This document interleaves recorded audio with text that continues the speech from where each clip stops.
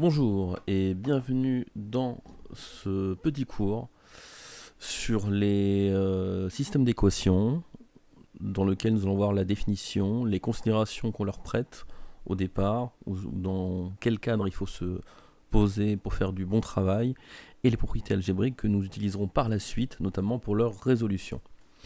Donc j'ai commencé à noter pas mal de choses, donc on va le reprendre ensemble avec des petits écrits supplémentaires qui vont venir compléter les quelques trous par-ci par-là que j'ai laissés. Donc définition, par exemple, c'est quoi un système d'équations? Ce serait 5x plus 2y égale 4, voilà, moins 2x plus y égale moins 7. Et une petite accolade qui vient boucler mes deux lignes, mes deux équations. Donc cette chose-là que j'ai marquée, c'est ce qu'on appelle un système de deux équations parce qu'elles sont deux, ici, dans ce cas-là. Notez ici L1 et L2, très important. Souvent, on leur donne chaque équation d'un système porte un petit nom. Donc on peut les noter L1 pour celle-ci, L2 pour celle-là, il n'y a rien de bien méchant là-dedans. Du premier degré, pourquoi? Parce qu'ici x et y sont à la puissance 1, si vous regardez ici, j'ai pas de x2, j'ai pas de y2, ni de puissance au-dessus, donc c'est du premier degré, très important. Ok, du premier degré, à deux inconnus bien sûr, mes deux inconnus ici sont x et y. Donc cette notion de degré et d'inconnu est rattachée directement à ce qui m'intéresse dans mon système, ici mon x et mon y. Voilà, donc déjà on vient de poser une partie du décorum. La remarque qui s'ensuit, un couple de nombres réels x0, y0, donc ici vous voyez que c'est la forme d'un point, donc un couple de nombres réels x0, y0, ici ce serait un point, tout simplement. Un point en deux dimensions, donc en 2D. Et solution du système, s'il vérifie simultanément, très important, simultanément, les deux égalités. C'est-à-dire que lorsque j'aurai trouvé mon point, x0, y0, pour un système de deux équations à deux inconnus du premier degré, donc voilà, ça c'est le décor, quand je vais les remplacer dans les équations, dans les deux équations, forcément, ça doit être ok, ça doit marcher, ça doit fonctionner. Voilà. Maintenant, chose importante qui est toujours passée plus ou moins sous silence, ce sont des petites considérations que je vais expliquer brièvement et vous allez voir l'intérêt de ces considérations.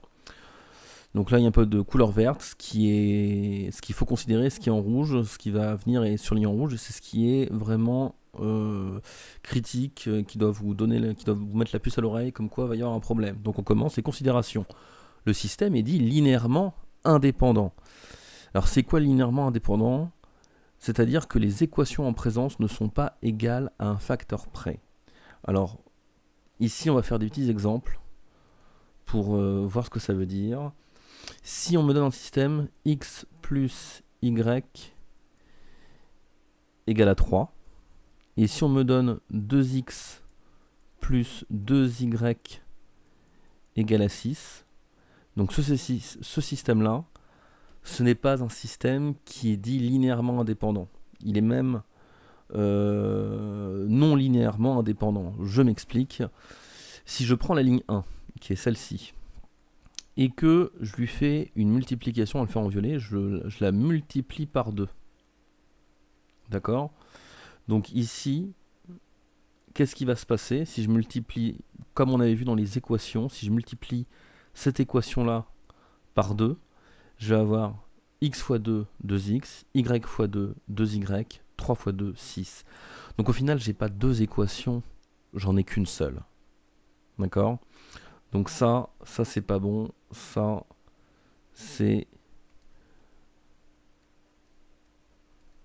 non linéairement indépendant. Donc ici déjà je suis bloqué. Nous on va se poser dans des systèmes qui sont beaucoup plus tranquilles, linéairement indépendants, c'est-à-dire par exemple si je me pose x plus y égale 1 et que je regarde x moins y égale 0, ce système-là, eh bien, lui, il est vraiment linéairement indépendant. Pourquoi? Alors, si à un facteur près, alors bien sûr, on multiplie par un facteur non nul, sinon il y aurait un souci quand même. Donc, si je multiplie par exemple par moins 1 pour passer de la ligne 1 à la ligne 2, j'ai bien retrouvé mon moins y, parce que plus y fois moins 1, ça fait moins y. Mais j'obtenir x devient moins x et 1 devient moins 1, ce qui n'est pas du tout le cas. Donc là, c'est bien linéairement indépendant. Donc ça fait vraiment une partie du job au départ. Et dès qu'on est dans ce cas-là, on arrive sur une question qui est très importante, que je te renverrai avec des points d'exclamation ici, qu'on va reprendre ensemble. Quand peut-on résoudre un système d'équations? C'est-à-dire quand est-ce que j'ai le droit d'y aller et de me dire ok, je suis linéairement indépendant, est-ce que je peux le résoudre quand même? Et là vous avez 3 cas de figure. Le premier, vous allez avoir plus d'équations que d'inconnus. Alors je parle vraiment de ce présupposé. Mon système est linéairement indépendant. Toutes les équations sont entre guillemets différentes. Il n'y a pas de facteur qui permet de passer à une deuxième, enfin à retrouver une des équations qu'on m'a donné au départ. Donc c'est-à-dire j'ai plus d'équations que d'inconnus. C'est cool, c'est-à-dire que j'ai plus d'équations ou plus de façons de faire pour résoudre mon système. Et donc dans ce cas-là, on pourra dire que le système est résoluble. D'accord? Donc ça c'est plutôt cool. Deuxième cas, qui est souvent le cas en présence, d'accord? On a autant d'équations que d'inconnus. Donc c'est-à-dire, pour 2 équations, j'ai 2 inconnus, impeccable. Je vais pouvoir me débrouiller de manière assez simple. Je ne vais même pas chercher à faire du tri, parce que je suis toujours dans le cas que ce sont des équations qui sont linéairement indépendantes entre elles. Donc ici, je vais avoir autant d'équations que d'inconnus, quelque chose d'assez soft qui va très bien se passer, et ça va être même très agréable ce cas-là.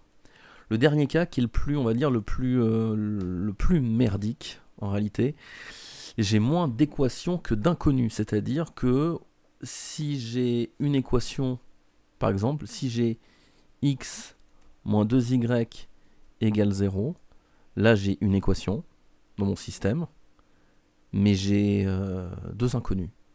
Donc là, en fin de compte, je ne peux rien faire. Je ne vais pas pouvoir trouver x et y. Ou alors je peux trouver une famille de x et de y qui vont bien se comporter pour avoir des solutions, mais c'est pas ça ce que je veux. Donc là, je ne suis pas dans un système qui est résoluble à 100%. Autre, on peut en faire un autre. Si j'ai x plus z égale 1, y moins z égale 2, donc je pars de ce système-là. Ici, j'ai quoi? J'ai 2 équations, mais j'ai 3 inconnus. J'ai x, y et z. Et donc là, pareil, j'ai plus d'inconnus que d'équations. Si vous voulez, j'ai moins d'équations que d'inconnus en présence. Donc ici, pareil, je ne pourrai pas le résoudre de manière fiable, à 100%. Je pourrai trouver que des imbrications de solutions, des familles de x, y, z qui vont résoudre mon problème. Donc voilà. Donc ça c'est très important de savoir si dans mon système, je peux l'utiliser comme si le système il peut avoir une solution claire, nette et précise. Maintenant les propriétés. Alors ça c'est un petit truc que j'ai rajouté dedans. Les propriétés. Il existe des propriétés algébriques intéressantes permettant de manipuler le système afin de le résoudre. C'est-à-dire qu'on va pouvoir se donner du matériel pour faire du boulot, pour faire du calcul, d'accord? Donc la première des choses qui est vraiment intéressante, c'est qu'on a le droit de multiplier et de diviser n'importe quelle ligne par un nombre non nul. Ça c'est déjà un premier point qu'on a retrouvé dans les équations, quand on a fait des équations. Deuxième point, qui va être assez nouveau, on a le droit d'additionner ou de soustraire des lignes entre elles. Ça ne change pas le problème. Et ça permet aussi de faire des sortes de combinaisons. D'accord? Donc ça c'est une propriété qui est inhérente au système d'équations. On a le droit d'additionner ou de soustraire des lignes entre elles.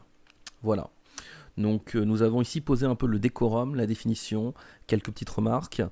Voilà. Les considérations qui sont toujours plus ou moins, je vous le dis, passées sous silence, parce que c'est quelque chose d'assez fin. Moi je vous les donne pour que vous y voyez un peu plus clair. Et les propriétés, on se rattache, on recycle ce qu'on a déjà vu dans les équations avec cette petite chose en plus, c'est qu'on va pouvoir additionner ou soustraire des lignes entre elles, et vous allez voir que c'est très agréable pour gagner en vitesse et avoir de la vélocité pour résoudre ce genre de choses. Merci d'avoir suivi ce petit cours d'introduction au système d'équations.